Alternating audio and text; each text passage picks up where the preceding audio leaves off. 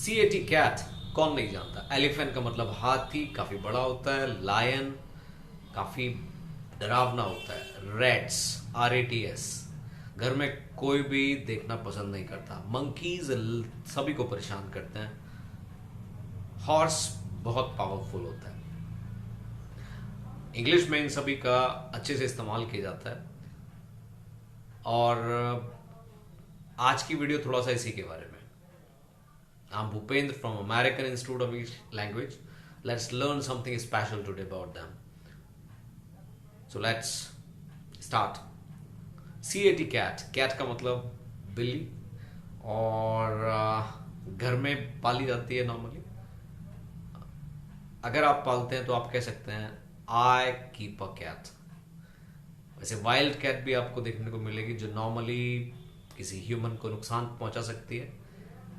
बिल्लियों को big cats भी कहा जाता है, और वो बिल्लियां होती हैं शेर, चीता, पैंथर, लेपर्ड, जो कि बिल्लियों की फैमिली को ही वो बिलोंग करते हैं, इसलिए उनको बिग कैट्स कहा जाता है। आप किसी व्यक्ति को कूल कैट कह सकते हैं।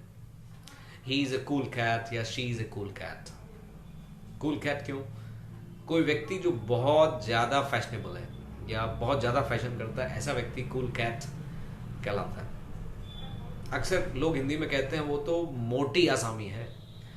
मोटी आसामी का मतलब he is a fat cat, यानी कि उसके पास पैसा है, काफी पैसा है। He is rich, he is well off, he is a fat cat. कुछ लोग बातों को हजम नहीं कर पाते। कहने का मतलब उनके पेट में बातें नहीं रुकती हैं, and they let the cat out of the bag. My brother is such a person who lets the cat out of his bag. वैसे ही कई बार कहा जाता है play cat and mouse game with somebody. My boss is very cruel towards me. He always pulls my leg. वो हमेशा काम में कमियां निकालता है, काम अच्छा ही क्यों ना हो। He always plays cat and mouse game with me. cat and mouse, चूहे बिल्ली का एक खेल खेलना। कैट नैप तो लेते ही होंगे आप। कैट नैप यानी कि दोपहर में लेने वाली नींद, that is called cat nap. I take a cat nap. Do you take a cat nap? Bell the cat. Bell the cat का मतलब बिल्ली के गले में घंटी बांधना, यानी कि परेशानी को सोल्व करना। कौन इनिशिएटिव लेगा? इनिशिएट कौन करेगा? शुरुआत कौन करेगा? जैसे हम सभी लोग चाहते थे कि बॉस हमारी सैलरी बढ़ाए, लेकिन कोई भी बात करने को तैयार नहीं था। वो हमेशा एक दूसरे के लिए कहते रहते थे कि भी आप बात करो, आप बात करो, आप बात करो। But who will bell the cat? Definitely somebody will have to bell the cat. जाना पड़ेगा, बात तो करनी पड़ेगी। कई बार कुछ लोग बहुत घबराए हुए से होते हैं। They seem to be very nervous. They are not comfortable at all. And they look like a cat on the hot bricks. Look like a cat on the hot bricks. To be like a cat on the hot bricks. Hot bricks का मतलब होता है गरम गरम ईंटें। और गरम गरम ईंटों पर अगर आप किसी को बिठा दें, so definitely he will not be comfortable, he will not feel comfortable there. वो वहां पर कंफर्टेबल महसूस नहीं करेगा और काफी ज्यादा उसको घबराहट हो जाएगी। Usually people are like a cat on the hot bricks before their interview. People are like a cat on the hot bricks before their interview. वैसे कई बार लोगों को कोई चीज मिल जाने के बाद जिसे वो चाहते हैं, वो बहुत खुश हो जाते हैं। तब वहां पर कहा जाता है you are like a cat that has got the cream. He is like a cat that has got the cream, यानी कोई भी व्यक्ति जो वो चाहता था उसको मिल गई, तब उसको वहां कहा जाता है। Once my brother came to house from the office and I told him, you're looking very happy and you're looking like a cat that has got the cream. So he told me, yes, of course, I'm happy today because I got the promotion. So look like a cat that has got the cream. कई बार बारिश के सिलसिले में भी कहा जाता है it's raining cats and dogs, यानी कि बारिश होना और बहुत तेजी से बारिश होना, मूसलाधार बारिश होना, तब वहां पर हम ऐसा कहते हैं it's raining cats and dogs. एक और इडियम का इस्तेमाल किया जाता है, that is when the cat is away mice will play. जैसे अक्सर देखते हैं आप कि अगर क्लास में टीचर ना हो तो बच्चे उधम मचाते हैं, शैतानी करते हैं या शोर मचाते हैं, और इसीलिए कहा भी जाता है when the cat is away mice will play, यानी बिल्ली अगर नहीं है तो चूहों को फ्रीडम तो मिल ही जाती है, वो इधर उधर दौड़ेंगे, भागेंगे, मस्ती करेंगे। वैसे एलिफेंट, ELEPHANT, इसका मतलब होता है हाथी, और हाथियों के समूह को हर्ड ऑफ एलिफेंट्स कहा जाता है। कई बार लोगों को दहेज में कुछ व्हीकल्स मिल जाते हैं, चाहे वो मोटरसाइकिल्स हो या फिर वो गाड़ियां हो, और बहुत ही जल्दी शादी के बाद में वो लोग उन व्हीकल्स को बेच देते हैं। कुछ लोग बेच देते हैं। क्यों बेच देते हैं? Because those vehicles become white elephant for them. वो व्हीकल्स उनके लिए वाइट एलिफेंट बन जाते हैं। वाइट एलिफेंट मतलब वो खर्चीले हो जाते हैं उनके लिए, उन पर बहुत खर्चा करना पड़ रहा होता है उनकी मेंटेनेंस में। तो ऐसी कोई भी वस्तु, कोई चीज, कोई प्रॉपर्टी जिस पे आप बहुत खर्च कर रहे हैं, सो दैट्स वाइट एलिफेंट। अगर आपको लगता है किसी की याददाश्त बहुत अच्छी है तो उस याददाश्त की तुलना नॉर्मली एलिफेंट से की जाती है, और आप किसी को कॉम्प्लीमेंट कर सकते हैं, किसी को आप अप्रिशिएट कर सकते हैं। You have a memory like an elephant, यानी आपकी मेमोरी है और वो एलिफेंट के जैसी है। एलिफेंट की मेमोरी एक काफी अच्छी मानी जाती है, इसलिए ऐसा कहा भी जाता है, you have a memory like an elephant. वैसे लायन को देख करके कौन नहीं डरेगा? शेर। और जो लोग बहादुर होते हैं तो या तो आप उनको कह दीजिए ब्रेव हार्टेड या फिर लायन हार्टेड। लायन हार्टेड, वैसे काइंड हार्टेड भी कहा जाता है। जो लोग दयालु होते हैं तो ऐसे लोगों को काइंड हार्टेड भी कहा जाता है। तो जो बहादुर हैं उनको हम कहते हैं lion hearted. Lion's share, lion's share मतलब बड़ा हिस्सा। घर में अगर कोई चीज आई है तो अक्सर कोई ना कोई व्यक्ति ऐसा होता है जिसको सबसे बड़ा हिस्सा मिलता है, you know. So who is going to take the lion's share in your family?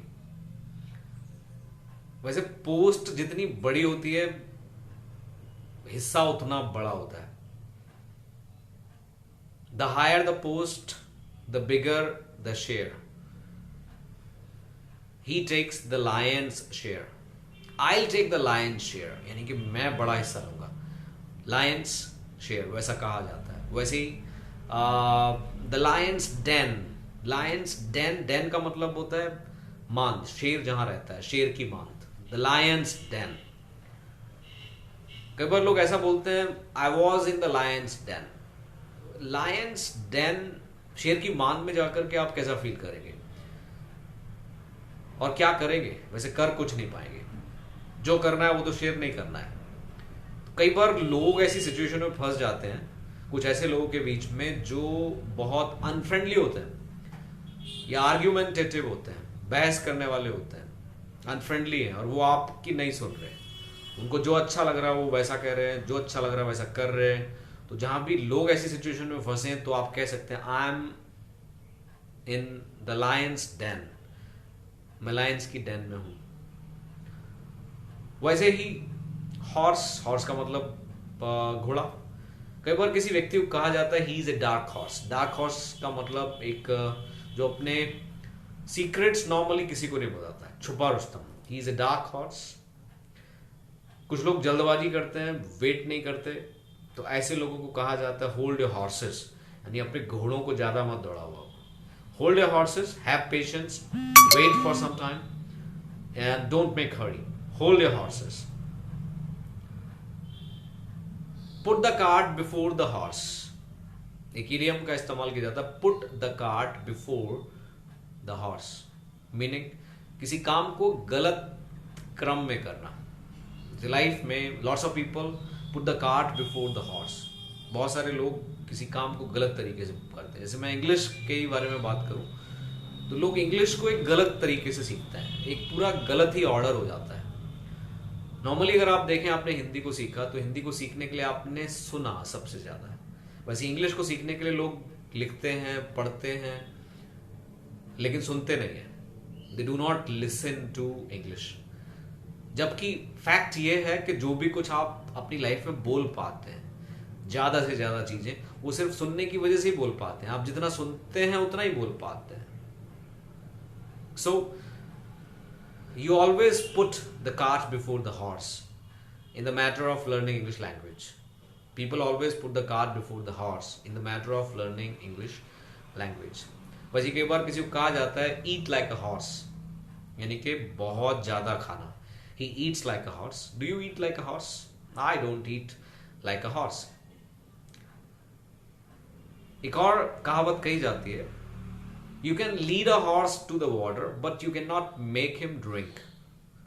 यानी कि आप किसी व्यक्ति को कोई रास्ता दिखा सकते हैं, लेकिन उस रास्ते पे नहीं चलवा सकते। आप उसको कह तो सकते हैं कि वो रास्ता है, अच्छा है, आप चले जाओ, ठीक है, लेकिन चले ना चले वो उसी के ऊपर डिपेंड करता है। तो you can lead a horse to the water, but you can not make him drink water. वैसी एक और कहावत कही जाती है, and that is about rat. Rat का मतलब चूहा, rat.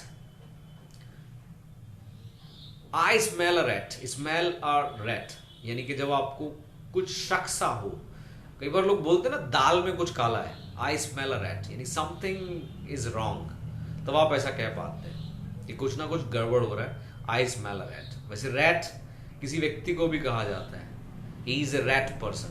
rat person किसको कहा जाता है? The person who is not loyal, जो वफादार नहीं, जो पता नहीं कब कहाँ धोखा दे दे, तो he is a rat person। जो भी व्यक्ति ऐसा हो लाइफ में तो आप उसको ऐसे ही बोल सकते हैं। वैसे कई बार कहा जाता है mall rat, MALL mall RAT rat. Mall rat people just who go to mall a lot, जो मॉल बहुत ज्यादा जाते हैं, ऐसे लोगों को इंग्लिश में कहा जाता है मॉल रैट। रैट रेस, चूहा दौड़, कंपटीशन का जमाना है और आज शहरों में हमको रैट रेस देखने को मिलती है। हर व्यक्ति चाहता है कि उसके पास ज्यादा से ज्यादा पैसा हो, ज्यादा से ज्यादा लग्जरी लाइफ हो, एंड हर व्यक्ति उसको अचीव करने में लगा हुआ है। So that is called rat race. So thank you very much. If you like the video, then video को लाइक कीजिएगा, शेयर कीजिएगा, शेयर अपने फ्रेंड्स के साथ में, रिलेटिव्स के साथ में, और चैनल को सब्सक्राइब जरूर कीजिएगा। So good bye, bye bye, have a nice time.